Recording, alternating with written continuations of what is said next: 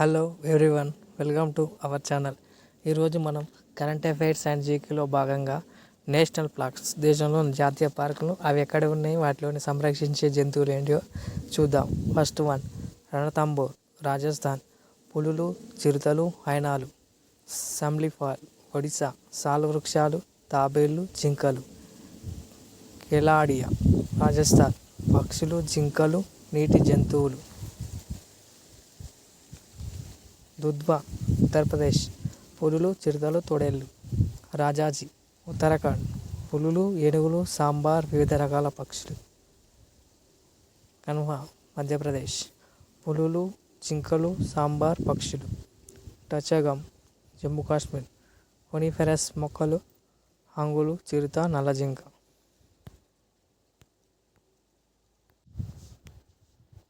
Next, Bandipur, Karnataka. పులులు, చిరుతలు, ఏనుగులు. పేరియర్, కేరళ.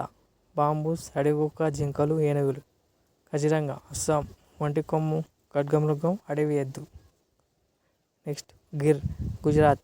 పశువృక్షాలు, సింహాలు, డీర్, జింకార. సుల్తాన్పూర్, హర్యానా. సాల్, కింగ్ఫిషర్, పక్షులు. సరిస్కా, రాజస్థాన్. పులి, చిరుతలు, జింకలు. సంజయ్, ఛత్తీస్గఢ్. సాల్ వృక్షాలు, పులులు, చిరుత, పక్షులు. నందాదాప, మిజోరం. పులులు, కోనిఫెరస్ వృక్షాలు. కాంచన్జంగ్, సిక్కిం. అల్పైన్ వృక్షాలు, చిరుత, ఏనుగు. ఓకే, ఇవి దేశంలోని జాతీయ పార్కు, అవి ఉండే ప్రదేశాలు, సంరక్షించే జంతువులు. కంపల్సరీ కానిస్టేబుల్ ఎగ్జామ్లో 1 మార్క్ మ్యాచ్ ద ఫాలోయింగ్ కానీ మల్టిపుల్ చాయిస్ క్వశ్చన్ కానీ కంపల్సరీ వస్తుంది. కాబట్టి అందరూ చూసుకోగలరు. Thank you. Hello, welcome to my channel. ఈరోజు మనం వరల్డ్ ట్యూబర్క్యులోసిస్ డే గురించి తెలుసుకుందాం. ప్రతి సంవత్సరంను మార్చి 24ను మనం వరల్డ్ ట్యూబర్క్యులోసిస్ డే జరుపుకుంటాము. అత్యంత ప్రమాదకరమైన అంటువ్యాధుల్లో క్షయవ్యాధి ఒకటి. ఇది బ్యాక్టీరియల్ ఇన్ఫెక్షన్ వల్ల కలుగుతుంది.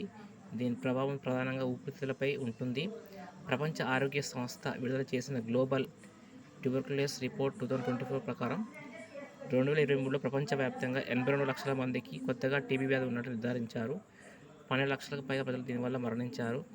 ఈ వ్యాధిపై ప్రజల్లో అవగాహన కల్పించి దీన్ని శాశ్వతంగా నిర్మించడానికి చేపట్టాల్సిన కార్యక్రమాల గురించి చెప్పడం ఈరోజు ముఖ్య ఉద్దేశం. భారత ప్రభుత్వం ఇటీవల వెల్లడించిన గణాంకాల ప్రకారం 2024 దేశంలో 26.07 లక్షల టీబీ కేసులు ఉన్నాయట తెలిసింది. ఇప్పటివరకు ఇది అత్యధికం.